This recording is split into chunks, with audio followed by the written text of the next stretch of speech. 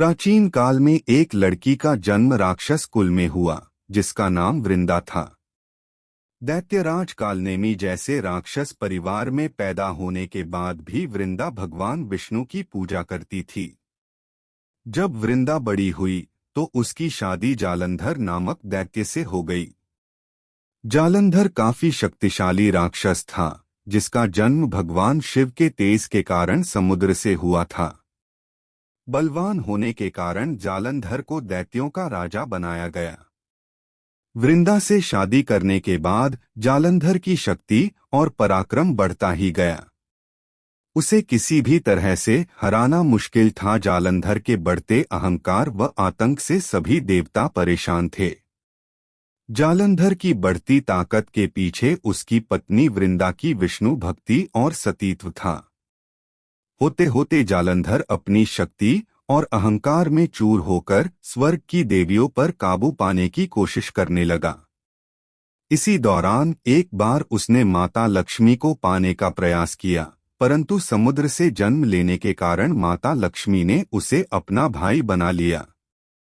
फिर उसकी नजर माता पार्वती पर गई और उन्हें पाने के लिए जालंधर ने मायाजाल बनाया। अपने मायाजाल से जालंधर ने शिव का रूप धारण किया और माता पार्वती के करीब जाने की कोशिश करने लगा। उसी वक्त मां पार्वती ने उसे पहचान लिया और जब तक जालंधर कुछ समझ पाता वो अदृश्य हो गईं। जालंधर के इस दुर्व्यवहार से पार्वती जी को काफी गुस्सा आया और इस पूरी घटना के बारे में उन्होंने भगवान विष्णु को बताया। इधर जालंधर भगवान शिव से पार्वती जी को पाने के लिए कैलाश पर्वत पर युद्ध कर रहा था। तभी भगवान विष्णु ने जालंधर को सबक सिखाने की ठानी। सभी को पता था कि जालंधर अपनी पत्नी के पूजा पाठ और सतीत्व की वजह से ही अजय हुआ है। ऐसे में भगवान विष्णु ने जालंधर को हराने के लिए उसकी पत्नी का पतिव्रत धर्म भंग करने के लिए मायावी चाल चली। भगवान विष्णु एक साधु का रूप धारण करके वृंदा से वन में मिलने पहुंचे। उनके साथ दो मायावी राक्षस भी थे, जिन्हें देखते ही वृंदा डर गई।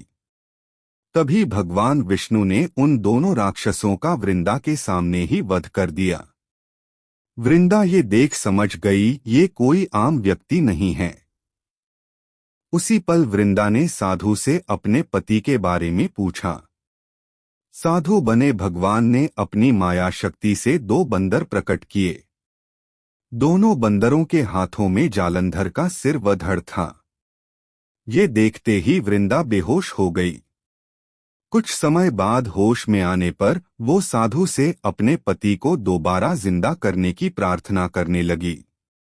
वृंदा की विनती सुन उसके आंखों के सामने साधु ने अपनी माया से जालंधर के कटे हुए शरीर के हिस्सों को जोड़ दिया और स्वयं उस शरीर में समा गए। वृंदा को जरा सा भी अंदाजा नहीं था कि उसके साथ ऐसा छल किया गया है। जालंधर का रूप धारण किए विष्णु जी को वृंदा अपना पति समझकर रहने लगी। वृंदा के ऐसा करने से उसका सतीत्व भंग हो गया, जिसके बाद जालंधर कैलाश पर्वत में युद्ध हार गया। जब वृंदा को यह सच पता चला तो उसने गुस्से में विष्णु भगवान को पत्थर बनने का श्राप दे दिया। इस घटना के बाद वृंदा स्वयं सती हो गई। जिस स्थान पर वह भस्म हुई वहां तुलसी का पौधा प्रकट हुआ। विष्णु भगवान वृंदा की पति भक्ति से प्रसन्न हुए और उन्होंने कहा, हे वृंदा, तुम्हारी पति भक्ति देखने के बाद तुम मुझे प्रिय लगने लगी हो। अब सदैव तुम मेरे साथ तुलसी के रूप में रहोगी। तुम्हारे तुलसी रूप का जो भी व्यक्ति मेरे शालिग्राम के साथ विवाह कराएगा उसे 1000 गुना यश व पुण्य प्राप्त होगा। जिस भी मनुष्य के घर तुलसी का वास होगा उस घर में कभी भी असमय यमदूत नहीं आएंगे। आगे भगवान ने कहा, तुलसी के पौधे की पूजा करने वालों को गंगा व नर्मदा में स्नान करने के बराबर पुण्य प्राप्त होगा। संसार में चाहे कोई भी मनुष्य कितना भी दुष्ट क्यों न हो, कितने भी पाप क्यों न किए हों, मृत्यु के दौरान उसके मुंह में तुलसी और गंगा जल अवश्य दिया जाएगा। इससे वह अपने पापों से मुक्त होकर वैकुंठ धाम जाएगा।